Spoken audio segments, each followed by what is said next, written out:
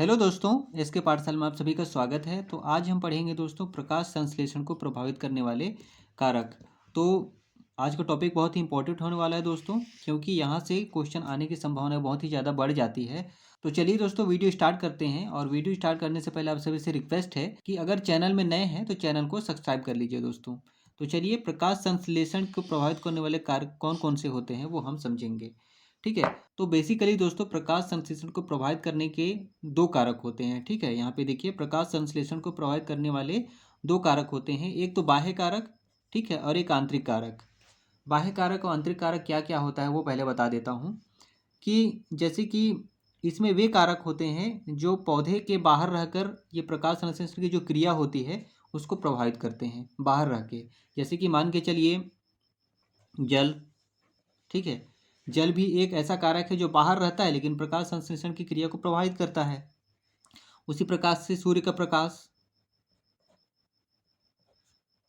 सूर्य का प्रकाश, और क्या हो सकता है, CO2 हो सकता है, कार्बन डाइऑक्साइड। तो ये सब दोस्तों ये सब बाह्य कारक होते हैं, ठीक है, जो कि बाह्य रूप से प्रकाश संश्लेषण की क्रिया को प्रभावित करते हैं। अब आंतरिक कारक में क्या हो जाता है, आंतरिक कारक मतलब कि पौधे के अंदर का जो कारक होता है वो आंतरिक कारक में, जैसे कि हरित लवक, हरित लवक या क्लोरोफिल बोलते हैं जिसको, वो प्रभावित करता है। और दूसरा है पत्ती की संरचना। ठीक है, पत्ती की संरचना पे भी डिपेंड करता है कि प्रकाश संश्लेषण की क्रिया जो होगी वो कितना होगा, ज़्यादा होगा या कम होगा। ठीक है, तो चलिए एक एक करके हम समझने की कोशिश करते हैं बाह्य कारक में कौन कौन से कारक हैं जो प्रभावित करते हैं और आंतरिक कारक में कौन कौन से कारक हैं जो प्रभावित करते हैं। तो सबसे पहले दोस्तों, सबसे पहले तो प्रकाश संश्लेषण को प्रभावित करने वाले कारक को समझने से पहले हमको प्रकाश संश्लेषण की क्रिया क्या होती है वो पहले समझ लेते हैं।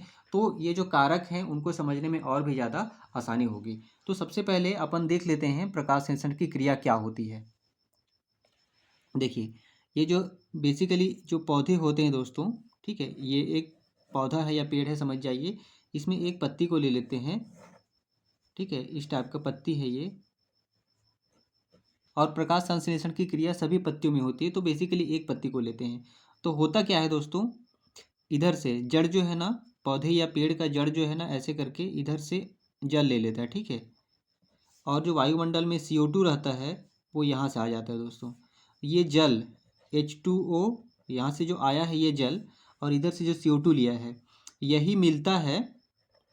और ये जो हरा रंग होता है पत्ती का, ये हरित लवक होता है,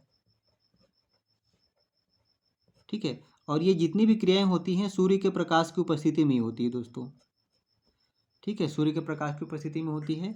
और यहीं से जल और CO2 मिल के क्या कर लेते हैं, ये भोजन बना लेते हैं, C6H12O6। तो ये जितनी भी प्रक्रियाएं हैं दोस्तों, यही हमारा प्रकाश संश्लेषण की प्रक्रिया कहलाती है। ठीक है, तो इतना तो आपको समझ में आ गया होगा। अगर इसको और भी डिटेल से जानना है प्रकाश संश्लेषण की क्रिया क्या होती है या प्रकाश संश्लेषण क्या होता है, तो वो वीडियो मैंने ऑलरेडी अपने चैनल में बना रखी है, और मैं इस वीडियो के डिस्क्रिप्शन में उसका लिंक भी दे दूंगा, आप वहाँ पे जाके देख सकते हैं। तो दोस्तों इतना हमने समझ लिया कि ये जो प्रोसेस है ये प्रकाश संश्लेषण की क्रिया कहलाती है। अब इसमें कौन कौन से कारक हैं जो प्रकाश संश्लेषण को प्रभावित करते हैं, तो यहीं पे पूरा क्लियर हो गया है। एक तो जल है, ठीक है, एक सूर्य का प्रकाश है, एक कार्बन डाइऑक्साइड है, एक हरित लवक है, ठीक है, और ये पत्ती की संरचना भी प्रभावित करती है, तो पत्ती की संरचना। तो मोटा मोटी हमको यहाँ से आइडिया हो गया दोस्तों इसी डायग्राम से कि प्रकाश संश्लेषण की क्रिया को प्रभावित करने वाले कौन कौन से कारक हैं। ठीक है, तो चलिए एक एक करके देखते हैं हम। तो चलिए दोस्तों, बाह्य कारक में सबसे पहले हम लोग देखते हैं प्रकाश, ठीक है, कि प्रकाश किस प्रकार से प्रकाश संश्लेषण की क्रिया को प्रभावित करती है। तो मान के चलिए यहाँ जो सूर्य का प्रकाश है, अगर सूर्य का प्रकाश ज़्यादा बढ़ जाता है, ठीक है, तो प्रकाश संश्लेषण का दर भी तेज हो जाता है दोस्तों। और सूर्य का प्रकाश अगर कम हो जाता है तो प्रकाश संश्लेषण की दर भी कम हो जाती है। इसीलिए जब सुबह के समय सूर्य का प्रकाश, जो सूर्य का प्रकाश रहता है वो कम होता है, तो प्रकाश संश्लेषण की क्रिया भी कम होते रहती है। लेकिन जैसे ही मतलब सूर्य का प्रकाश बढ़ते जाता है, दोपहर हो जाता है, तो दोपहर में सबसे ज़्यादा प्रकाश संश्लेषण की क्रिया होती है। और जैसे ही शाम होते जाता है दोस्तों, तो वैसे ही प्रकाश संश्लेषण का दर या क्रिया भी कम होते जाता है। तो यहाँ पे मोटा मोटी हमने समझ लिया कि प्रकाश संश्लेषण को प्रभावित करने वाले कारक में से जो बाह्य कारक है, जो प्रकाश है, वो अगर प्रकाश ज़्यादा बढ़ेगा तो प्रकाश संश्लेषण की क्रिया भी ज़्यादा होगी। और अगर कम होगा तो प्रकाश संश्लेषण की क्रिया भी कम होगी। ठीक है, तो आपको यहाँ से क्लियर हो गया होगा दोस्तों। और दूसरा कारक में हम लोग देख लेते हैं, बाह्य कारक में कार्बन डाइऑक्साइड CO2। ठीक है, तो CO2 दोस्तों वायुमंडल में अधिकतम ये इसकी मात्रा होती है 0.03% से लेकर के 0.04% तक। ठीक है, इतनी होती है। तो इस प्रकार से अगर CO2, वायुमंडल की CO2 अगर बढ़ जाती है तो प्रकाश संश्लेषण का दर भी बढ़ जाता है दोस्तों। ठीक है, अगर CO2 बढ़ जाती है तो प्रकाश संश्लेषण का दर भी बढ़ जाता है। ठीक है, लेकिन अगर CO2 की मात्रा ज़्यादा हो जाती है तो प्रकाश संश्लेषण का दर घट जाता है दोस्तों। ठीक है, एक लिमिट मात्रा में प्रकाश हो या फिर CO2 हो, एक लिमिट मात्रा में रहता है तो प्रकाश संश्लेषण की दर अच्छी होती है। लेकिन अगर ज़्यादा बढ़ जाता है तो प्रकाश संश्लेषण की दर जो होती है घट जाती है या फिर स्थगित हो जाती है दोस्तों। ठीक है, उसी प्रकार से अगला देखते हैं। अब यहाँ पे देखिए प्रकाश हो गया कंप्लीट, अब यहाँ पे CO2 भी कंप्लीट हो गया। अब देखते हैं दोस्तों तापक्रम। ठीक है, टेम्परेचर।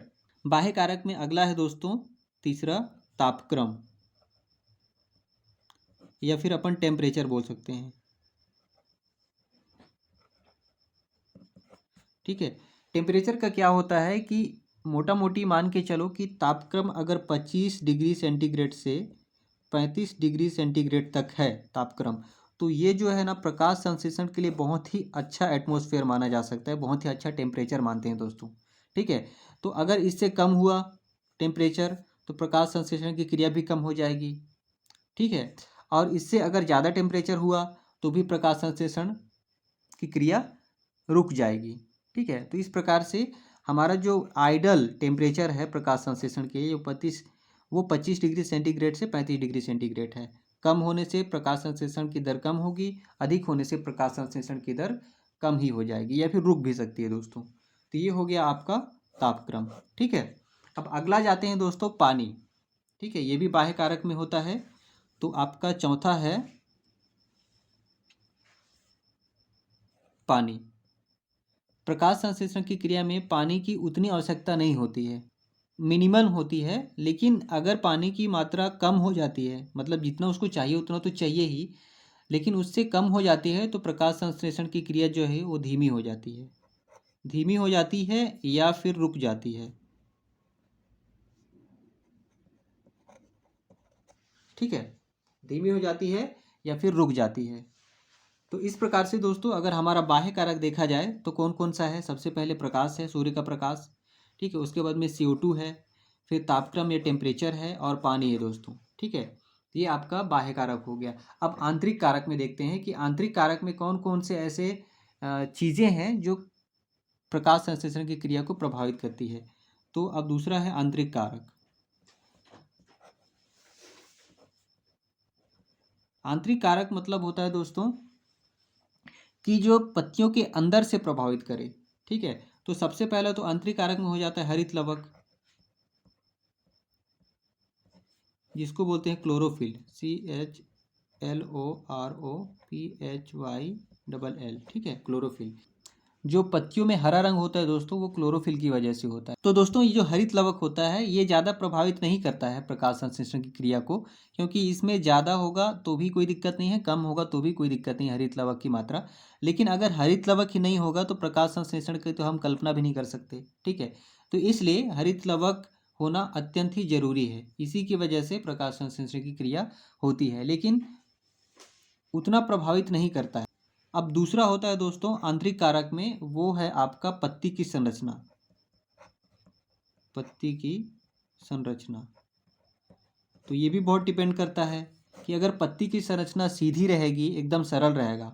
ठीक है, मान के चलिए इस टाइप से पत्ती की संरचना रहेगा, सीधा सरल, ठीक है, मुड़ा हुआ ना होगा, तो उसमें प्रकाश संश्लेषण की क्रिया अच्छी होगी। और मान के चलिए पत्ती ऐसे करके ऐसे ऐसे मुड़ा हुआ होगा ऐसे करके, तो आप जाहिर सी समझ सकते हैं कि भाई पत्ती में प्रकाश संश्लेषण की क्रिया थोड़ी धीमी होगी, क्योंकि पत्ती मुड़ी हुई है। तो इस प्रकार से दोस्तों अगर हम देखें तो प्रकाश संश्लेषण को प्रभावित करने के लिए दो कारक होते हैं, एक तो बाह्य कारक और एक आंतरिक कारक। ठीक है, बाह्य कारक में क्या हो जाएगा, बाह्य कारक में सूर्य का प्रकाश हो जाएगा, जल हो जाएगा, कार्बन डाइऑक्साइड हो जाएगा। ठीक है, और ये जो टेम्परेचर होता है दोस्तों इनके बीच में वो भी हो जाएगा। और आंतरिक कारक में क्या क्या हो जाएगा, हरित लवक, ठीक है, हरित लवक जो पत्तों में हरा रंग होता है, ये हरित लवक। अगर हरित लवक ना रहेगा तो फिर प्रकाश संश्लेषण तो होगा ही नहीं, ठीक है। और उसके बाद में पत्ती की संरचना, ठीक है, पत्ती की संरचना अगर सीधी होगी, सरल होगी, तो उसमें प्रकाश संश्लेषण की क्रिया ज़्यादा होगी, और अगर मुड़ा हुआ होगा तो उसमें प्रकाश संश्लेषण की क्रिया कम होगी। तो आप इसी फोटो के माध्यम से, इसी डायग्राम के माध्यम से दोस्तों, आप अगर समझ में आ गया होगा तो आप पूरी तरह से प्रकाश संश्लेषण को प्रभावित करने वाले क्या क्या कारक होते हैं, बाह्य कारक कौन से, आंतरिक कारक कौन से होंगे, वो आपको पूरी तरह से क्लियर हो गया होगा। तो आशा करता हूँ दोस्तों कि वीडियो इन्फॉर्मेटिव लगी होगी, और अगर अच्छी लगी तो प्लीज़ लाइक करें और अपने दोस्तों में शेयर भी करें दोस्तों।